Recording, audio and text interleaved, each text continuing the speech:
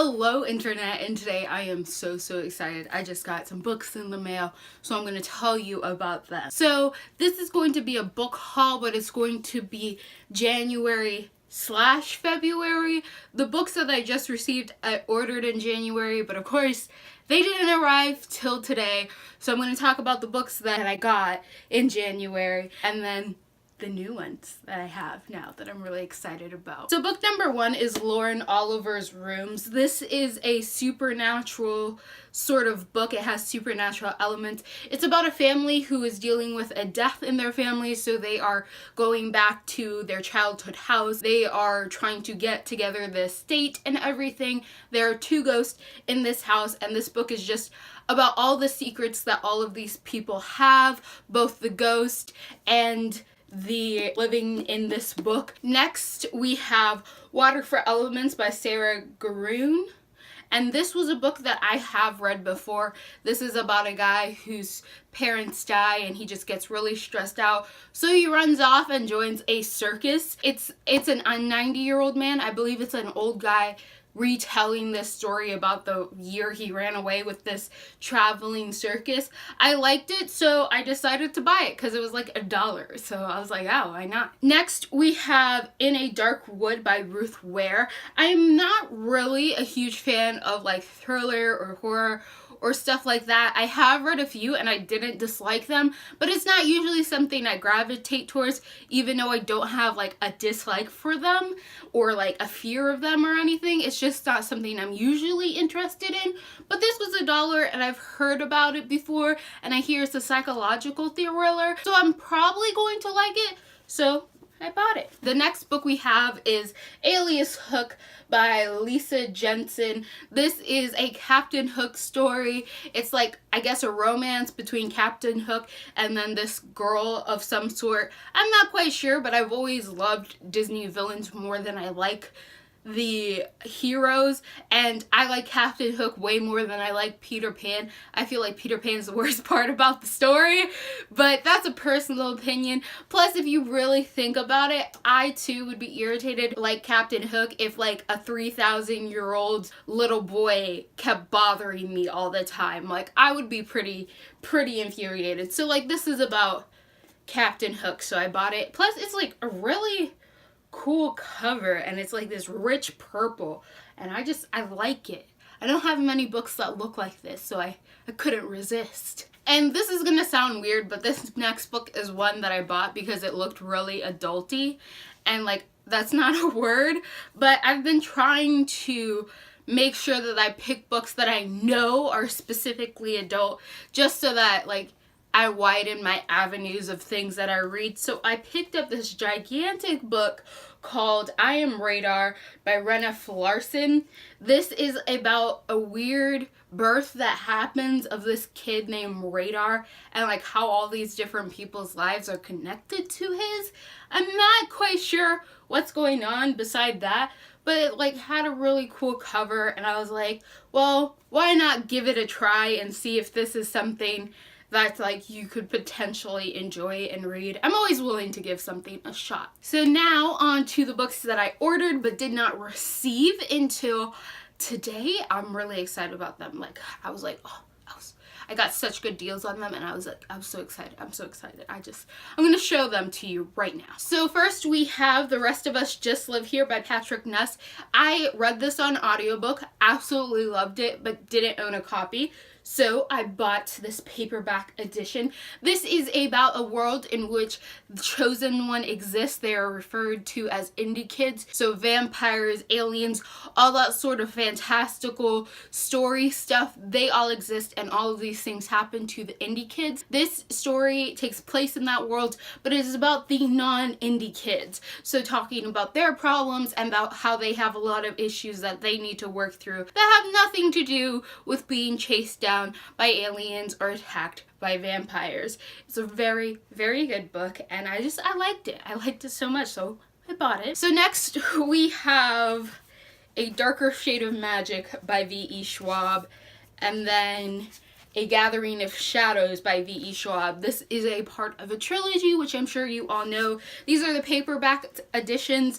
I'm planning to order a lot of books in March because there's a lot of new releases. One of them is the paperback edition of Conjuring of Light. I've been really interested in getting this because I heard so many people liked it. While my opinions on this series differ from all of those who truly love this series because I'm not a huge fan of these characters.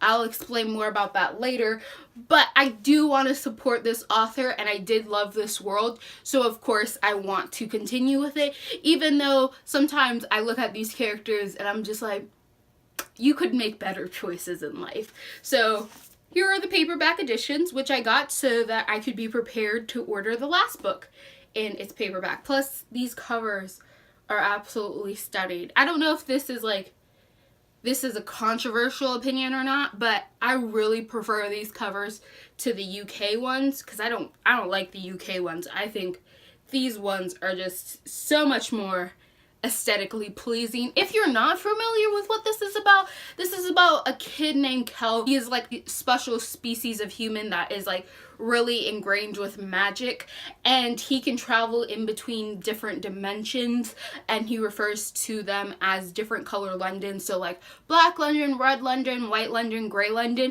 and he is this little traveler. There's a bunch of stuff that goes on with this world that has to do with politics and magic and all sorts of stuff. So I am currently reading this one because I got it on an audiobook, so I'm enjoying myself. The next we have When the Moon Was Ours by Anne-Marie McLemore. This is, I'm not quite sure what it's about. I know it has queer themes in it.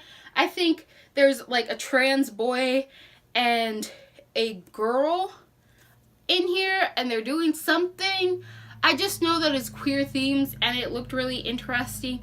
So I bought it and I've been looking at it for a while, but I can't remember what this book is about. I can't possibly remember what every single book I'm interested in is about. And the last three books are ones that I was so excited for, and I'm really happy that I bought them, and I'm probably going to read them as soon as possible, and that is the Binti novella trilogy. So the first one is Binti.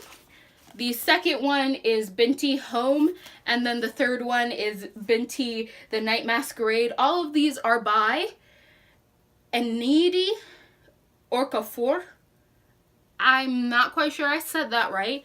I'm really sorry. I've been trying to practice pronouncing her name, but since it's not something that I'm familiar with hearing, I haven't gotten it down yet. So I'm going to work on that because I think she might be a new favorite. If you guys are unfamiliar with my love of Octavia E. Butler, you are now introduced to it. Octavia E. Butler writes a lot of black sci-fi, and I love all of her work.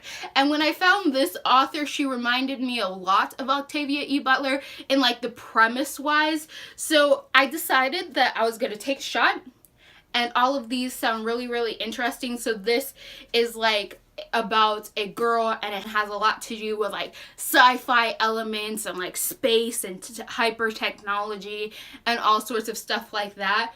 So I'm really excited to read this, and I'm pretty sure I'm gonna get this down really soon. Plus I love these covers. Like, look at that. I think my favorite one is this first one, which is really surprising because I hate faces on my covers. But I think the reason why Binti works so well is because it's a portrait. It's not one of those weird photos of someone's face. It's an actual portrait, which fits so much better in like book aesthetic than like me just putting my face on a fucking book. That doesn't work, but a portrait does. So I am really excited to start this series. So these are the last three books that I got. So I probably will get more books in February. I ordered one that won't be coming towards the end.